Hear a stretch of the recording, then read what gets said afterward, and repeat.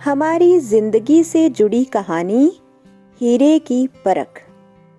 एक दिन एक राजा का दरबार लगा हुआ था। सर्दी के दिन थे, इसलिए राजा का दरबार खुले में लगा हुआ था। राजा की सारी प्रजा सुबह की धूप में बैठी हुई थी। राजा के सिंहासन के सामने एक शाही मेज रखी हुई थी और उस पर कुछ कीमती चीजें भी रखी हुई थी। उस समय राजा के दरबार में एक व्यक्ति आया और उसने राजा से कहा कि मेरे पास 2 वस्तुएं हैं और मैं हर राज्य के राजा के पास जाता हूँ और अपनी दोनों वस्तुओं को उनके सामने रखता हूँ, पर कोई भी उसे परख नहीं पाता। मैं विजेता बनके घूम रहा हूँ। राजा ने उसे अपने करीब बुलाया और उससे पूछा कि वो दोनों वस्तुएं कौन सी हैं। उस व्यक्ति ने वो दोनों वस्तुएं राजा के उस कीमती मेज पर रख दी। उस व्यक्ति ने कहा कि इनमें से एक बहुमूल्य हीरा है और दूसरा कांच का टुकड़ा है। दोनों देखने में एक जैसी ही लगती हैं, इसलिए आज तक इन्हें कोई परख नहीं पाया है।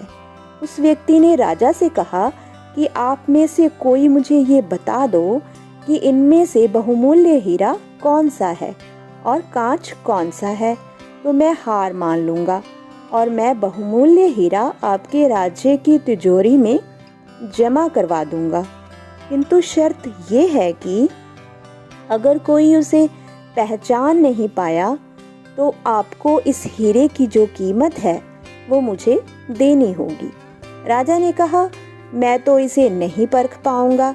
राजा के मंत्री, वजीर और सभा में उपस्थित लोगों ने भी उसे परखने से इनकार कर दिया, क्योंकि अगर किसी ने गलत उत्तर दिया तो उससे राजा का मान भंग हो जाएगा।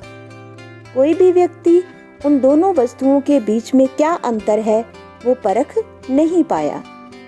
थोड़ी देर के बाद राजा की सभा में थोड़ी हलचल हुई और एक अंधा आदमी हाथ में लाठी लेकर आ रहा था।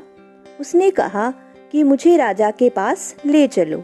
मैंने सारी बातें सुनी है और ये भी सुना है कि कोई भी उन दोनों वस्तुओं में से हीरा कौन सा है परख नहीं पाया है। आप मुझे भी एक अवसर दीजिए। एक आदमी के सहारे वो अंधा आदमी राजा के पास पहुंचा। उस अंधे आदमी ने राजा से कहा कि मैं तो जन्म से ही अंधा हूँ, पर फिर भी मैं एक मौका लेना चाहता हूँ जिससे मैं भी एक बार अपनी बुद्धि को परख सकूं। हो सकता है कि मैं सफल भी हो जाऊं, और यदि मैं सफल ना हुआ तो आप तो पहले से ही हारे हुए हैं। राजा को लगा कि इसे अवसर देना चाहिए और उस अंधे व्यक्ति से कहा कि अच्छा ठीक है, मैं तुम्हें एक अवसर देता हूँ। उस अंधे आदमी को दोनों चीजें छुआ दी गई और उससे पूछा गया, इसमें से हीरा कौन सा है और कांच कौन सा है। उस अंधे आदमी ने एक ही क्षण में बता दिया कि यह हीरा है और यह कांच है। जो आदमी इतने सारे राज्यों को जीतकर आया था वो नतमस्तक हो गया और बोला कि आपने बिल्कुल सही पहचाना है, धन्य हो आप।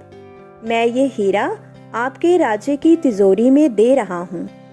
सब लोग बहुत खुश हो गए और जो आदमी आया था वो भी खुश हो गया कि आखिर कोई तो हीरा परखने वाला मिला।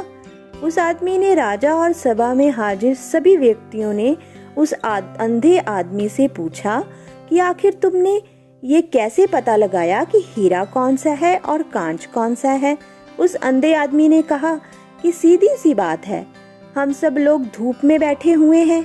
मैंने दोनों को छुआ, जो ठंडा था वो हीरा था और जो गर्म हो गया वो कांच था। ये कहानी हमारी जिंदगी से जुड़ी है। हमारी जिंदगी में भी दुख, तकलीफ और परेशानियां आती रहती हैं, लेकिन उन सारी तकलीफों और परेशानियों में भी जो ठंडा रहता है, जो इंसान खुश रहता है, वो इंसान इस हीरे के समान होता है। लेकिन जो इंसान दुखों के आ जाने से घबरा जाता है और बहुत ज़्यादा दुखी हो जाता है और टूट जाता है, अर्थात गर्म हो जाता है, वो इंसान कांच के समान होता है। अगर आप ये चाहते हो कि आपकी कीमत हीरे के समान हो, तो दुख और तकलीफों के आने पर कांच के टुकड़े के समान कभी भी गर्म मत होना, बल्कि हीरे के समान आप हमेशा शीतल रहना।